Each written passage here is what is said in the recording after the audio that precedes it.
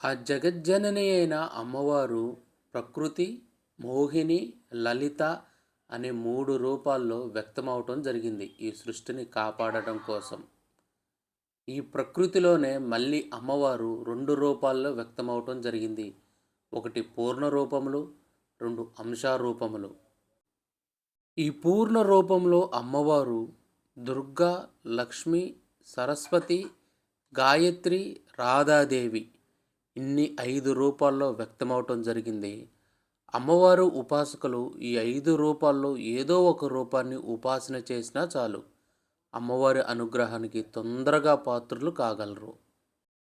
మిగిలిన అంశ రూపాల గురించి మరియు మోహిని, లలిత రూపాల గురించి వచ్చే షార్ట్ వీడియోలో మీతో పంచుకుంటాను. రాధా మనోహరి వ్లాగ్స్ అనే యూట్యూబ్ ఛానల్ని సబ్స్క్రైబ్ చేసుకోండి. Bye friends.